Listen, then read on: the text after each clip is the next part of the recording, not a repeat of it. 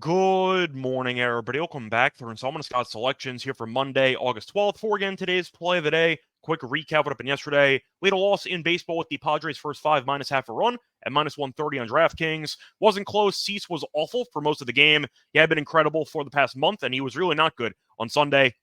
It didn't matter much, though, as the Padres generated nothing against Mayer in the first five. But either way, point is really not close. Picked up a loss there. Been a bad run recently for the last week. Hopefully, we'll snap out of it here on Monday.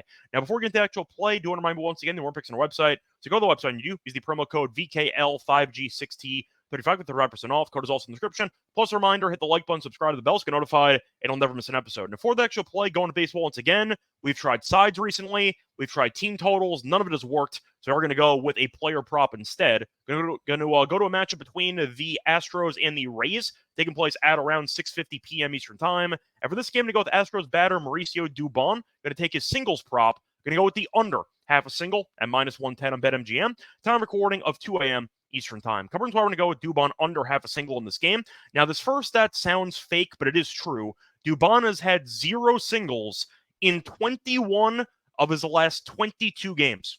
How? I'm not sure. But the point is he hasn't gotten a single basically ever in the last 2 months. So I do like the prop quite a bit at minus 110. Now against Tampa this season, he's been useless. He's 0 for 8 in his 8 plate appearances against Tampa. They have pitched him well so far this season. We'll see if that continues here on Monday. Now, as for the numbers, historically speaking, against Tampa, not just this year, he's been bad too.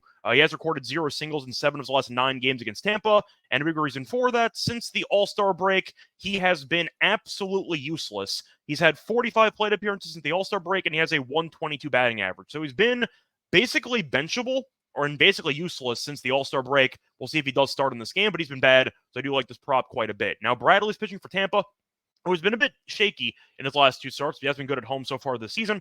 53 innings, only 31 hits allowed, and only a 2.04 ERA. So he's been good in the Trop, and he doesn't really give up many hits per inning. So I do like the idea of him pitching well, or at least limiting the actual hits for Houston as a whole in this game. Now, Dubon, I said before, has been really bad, a 122 batting average since the All-Star break.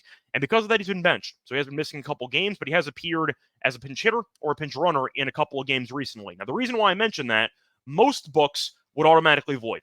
If Dubon does not start the game, that's kind of an automatic stipulation. In order for a player prop to have action, your player has to start.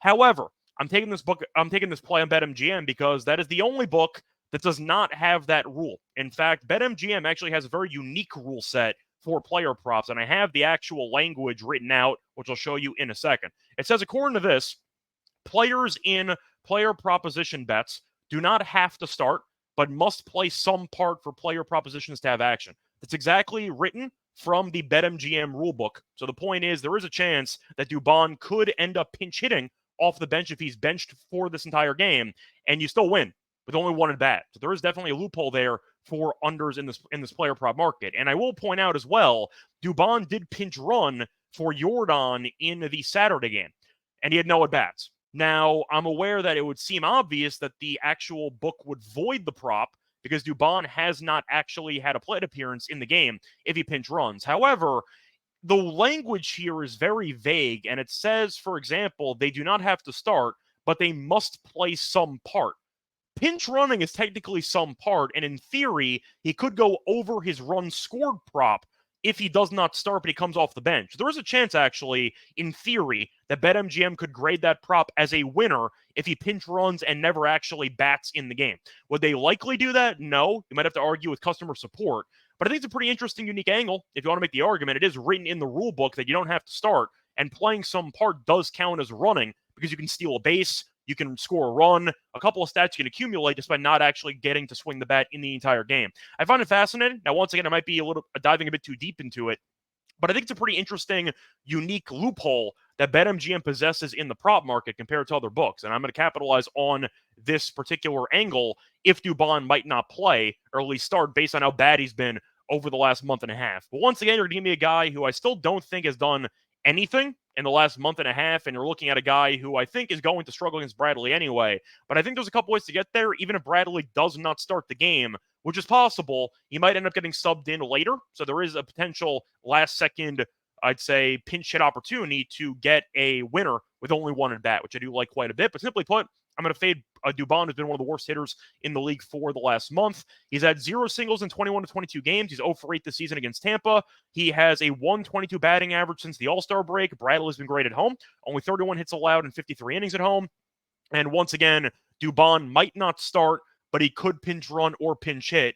Let me know down below, though, if you actually agree or disagree with my interpretation. I mean, the rules are pretty self-explanatory, at least based on the not having to start part. The pinch runner part might be a bit extra, but you can argue with me in the comment section down below if you disagree, but it feels like there is definitely a chance they would grade it. Now, pinch hitter would definitely get graded. Pinch runner, maybe I'm stretching it, but the point is there is a pretty interesting loophole here, and let me know if you agree or disagree about the loophole down below. Either way, though, once again, the play of the day here for Monday, August 12th, is going to be on Dubon under half a single at -110 on BetMGM. Bye, everyone.